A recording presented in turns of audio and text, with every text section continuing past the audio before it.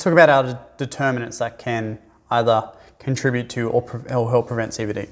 So socio-cultural determinants, we know that smoking and alcohol consumption, lack of physical activity and poor diet are all contributors to heart disease, which is greatly influenced by parents. So what children see their parents do, they believe is normal. And also peers. Like if you have a peer culture of getting together on Thursday, Friday night, eating pizza and drinking and smoking, well, all of that stuff that you do in your free time is contributing to you developing heart disease, which sucks. However, it's not all bad. So we know that another sociocultural determinant is the media. And the media has actually been used very successfully to create and build awareness and education around the protective factors around CVD and what CVD is. Okay, so that's actually a good thing. So you can use that as a counterpoint.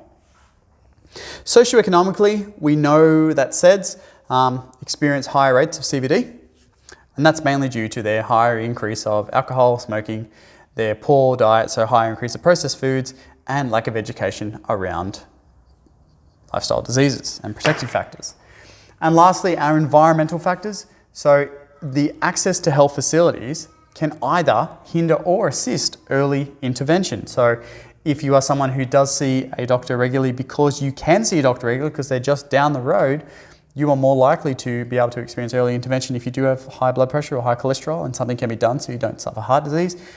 But also at the same time, if you live rurally and remotely and your closest doctor is 4 hours away, then you're less likely to get early intervention in place before you experience heart disease. So that's bad. And the last little section that I needed to add in is groups at risk, which is the last part of this video. So there are specific groups who experience higher rates of CVD compared to everyone else. Males, which we talked about before. It's not just because they're boys, it's because of the things that they do. Aboriginal and Torres Strait Islander peoples, which we've covered in a previous video. Socioeconomically disadvantaged people, and Australians born in Australia. So native, I wouldn't call them native Australians, but so in other words, people who are born overseas and migrate to Australia and now call themselves Australians have lower rates of heart disease, all right? So these groups at risk, they are mainly the groups at risk because of all the things we've already discussed. Poor nutrition, lack of medical advice or seeking medical advice and being proactive about it, and increased lifestyle and risk factors. So all the risk factors I put up before, these groups are more likely to engage in those things, and living rurally and remote can really, like we just discussed there, can really hinder or